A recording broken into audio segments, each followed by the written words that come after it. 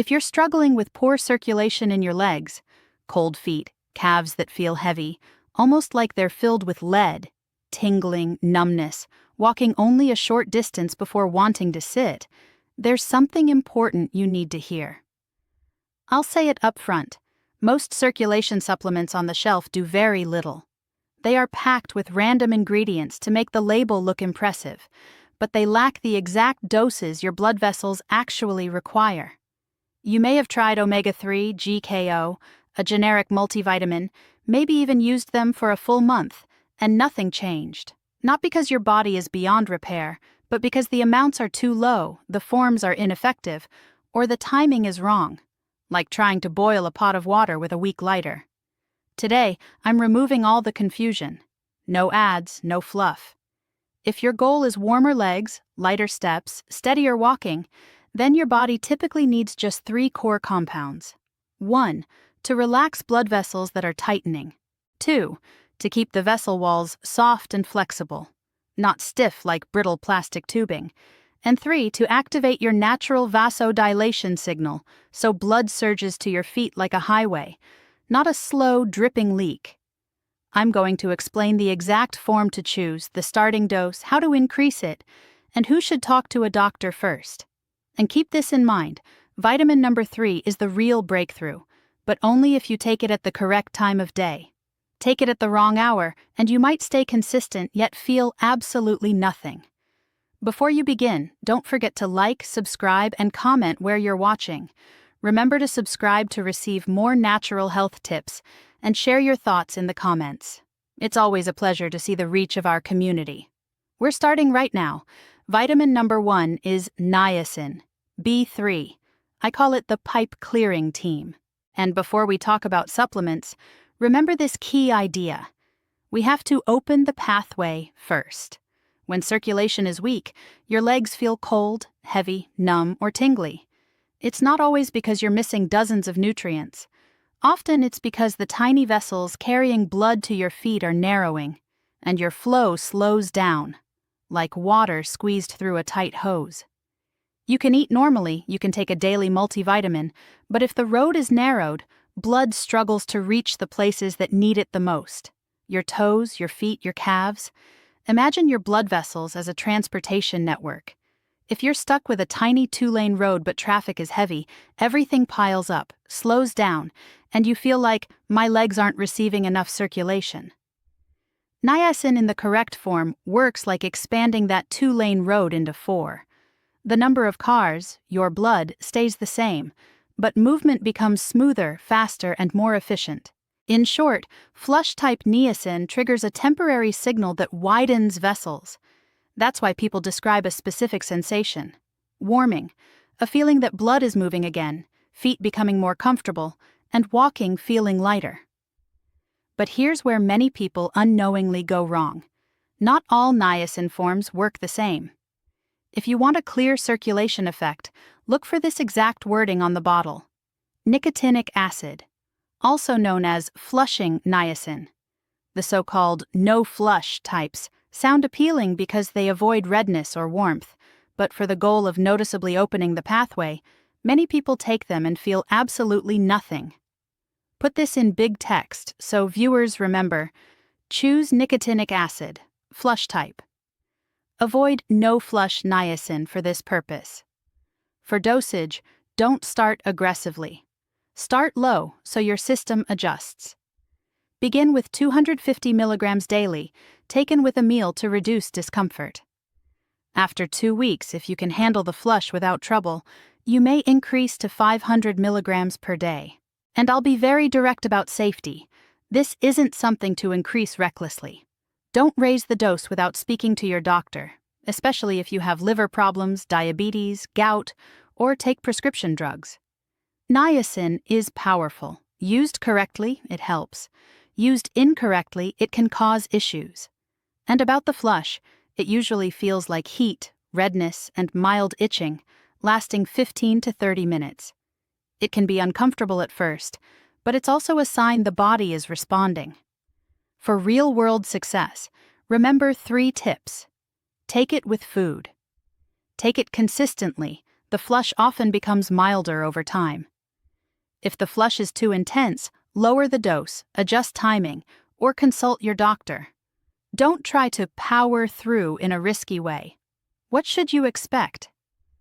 I'm not promising miracles overnight, but many people report everyday improvements: warmer legs, less heaviness by evening, reduced tingling, and a clearer feeling that blood isn't stuck when standing and moving.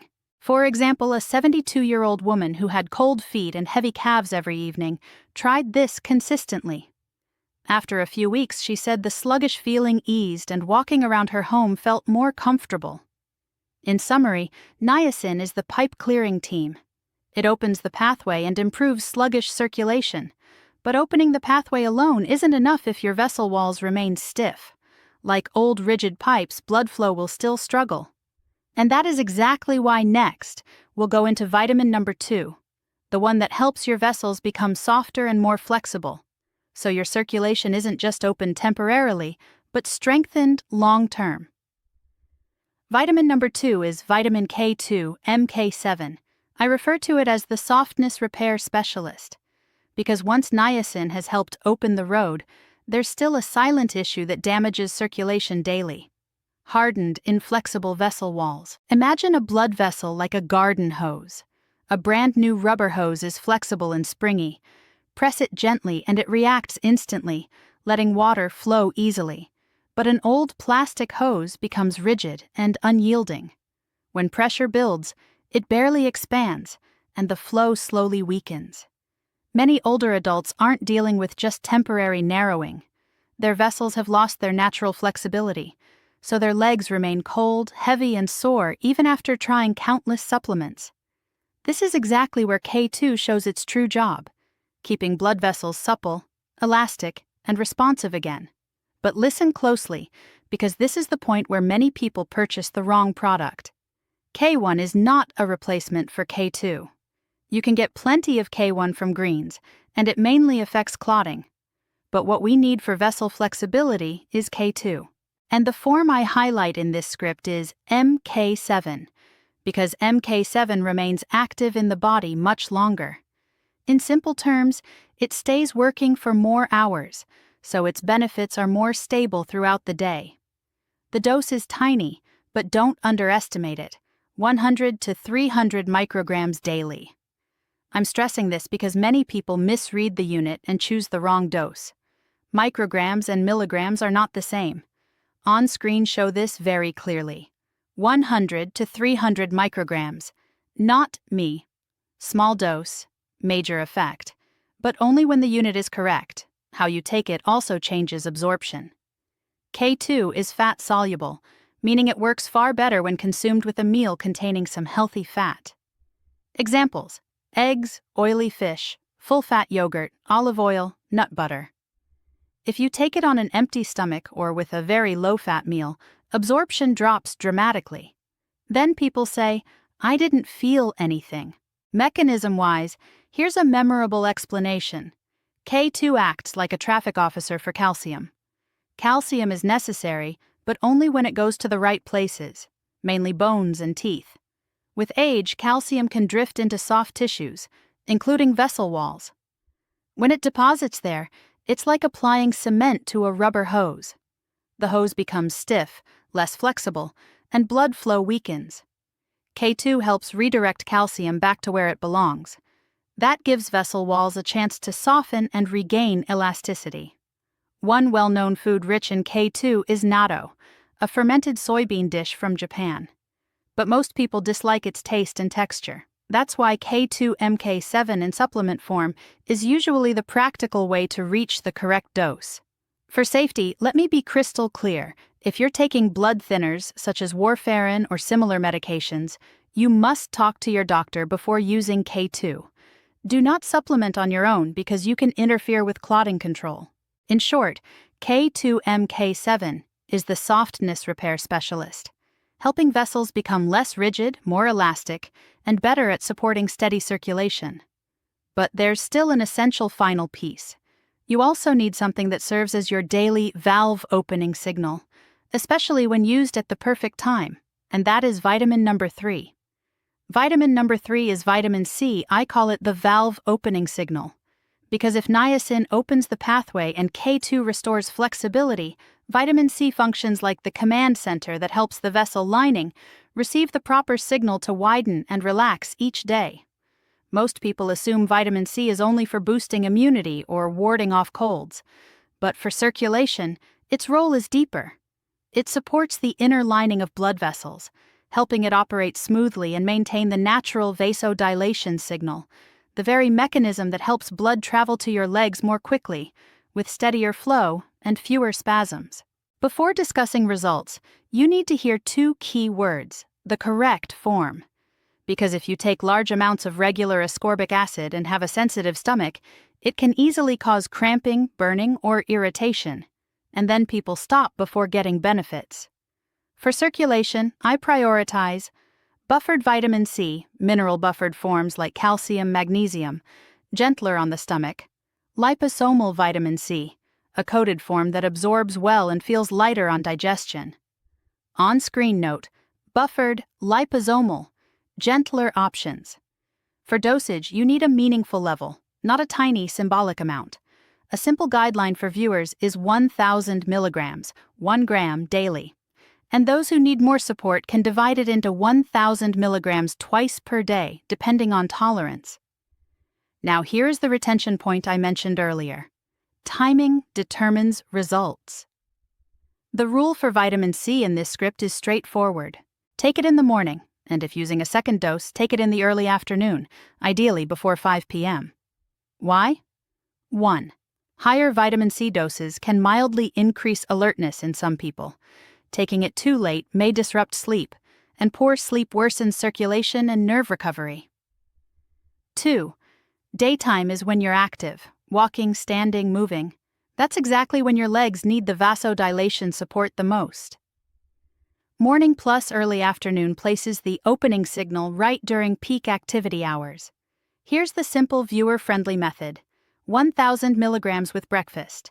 If needed, another 1,000 milligrams with lunch or an early afternoon snack. Avoid taking it late in the evening. Drink enough water to prevent stomach discomfort. What can someone realistically expect? Many people report their legs feel better while moving during the day, less dragging heaviness, fewer sudden energy drops in the calves, and more comfortable walking. This isn't a promise of a cure, and it doesn't replace medical care. But with the right form, dose, and timing, vitamin C often makes the entire system function more efficiently. Blood vessels open when you need them, not at the wrong time. In summary, vitamin C is the valve opening signal, helping vessels stay relaxed and blood flow stay smoother during activity. Buffered or liposomal, 1,000 milligrams in the morning, and if needed, another 1,000 milligrams early afternoon. Avoid after 5 p.m. And now, with the full trio, niacin opening the path, K2 restoring vessel softness, and vitamin C optimizing the opening signal, I'll explain why multivitamins almost always fail and the safety steps you cannot skip. Now you have the complete circulation trio: niacin to clear the pathway, K2 MK7 to restore vessel flexibility, and vitamin C to maintain the valve opening signal at the correct time. But I know someone will immediately ask, I already take a multivitamin, isn't that enough? Here's the truth. Most multivitamins contain only maintenance doses, not circulation-targeted doses. It's like trying to water an entire yard with a few droplets. On screen, place this line clearly. Deficiency dose not equal therapeutic dose. If you want noticeable improvement, these three usually must be taken separately in the right form, the right unit, and the right type. Especially K2 must be MK7, measured in micrograms, and niacin must be nicotinic acid for the road opening effect. But before you try any of this, we have to talk about what most channels ignore: safety. Here is a simple protection checklist. Niacin. If you have liver issues, diabetes, gout, or take cholesterol blood pressure medications, consult your doctor because lab monitoring may be required. K2. If you're on blood thinners, especially ones with strict clotting control, do not self-start. Speak to your doctor first. High-dose vitamin C. Most tolerate it well, but some people experience stomach irritation. And if you have kidney problems or a history of stones, consult your doctor beforehand. Remember the closing message: safety is always more important than rushing. Timeline. What to expect, days 1 to 7. The clearest thing is usually feeling the nasin flush. The goal this week is simply to tolerate it and take it consistently. Weeks 2 to 6. Many people begin reporting less leg heaviness, warmer skin in the feet, and less of that end-of-day tingling discomfort. Month 3 onward. This is when softness, elasticity starts to matter more, especially with K2 because it takes time, and I'll repeat, miss days and you lose momentum. Sample routine, starting tomorrow. Morning, vitamin C 1000 milligrams, K2 MK7 100 to 300 micrograms. Take with a meal that includes a little healthy fat. Lunch or early afternoon. If you take vitamin C twice, take another 1000 milligrams. Evening. Take niacin, 250 milligrams with a meal. After 2 weeks, if you're doing fine, consider increasing it to 500 milligrams under guidance and with your doctor's advice. Hard rule, do not take vitamin C late. And to make this trio even more worth it, add 3 small habits that don't require buying anything. Drink enough water, do 2 to 3 minutes of calf pump exercises each day, or take a light walk. Reduce refined sugar in the evening to lower baseline inflammation and vessel tightening. Very tight recap: flush in the pipe, clearing crew, 250 to 500 milligrams. Expect the flush. K2 MK7, the softness repairman, 100 to 300 micrograms. Be extremely careful if you're on blood thinners. Vitamin C, the valve opening signal, 1000 milligrams 1 to 2 times. Morning/early afternoon only. If you found this video helpful, comment for me. Your age plus your main symptom, cold feet/tingling/heaviness, plus which number you'll start with. And remember to like, subscribe, because I'll continue this series on circulation, numbness, cramps, claudication, pain, so you have a clear, safe, easy at-home plan.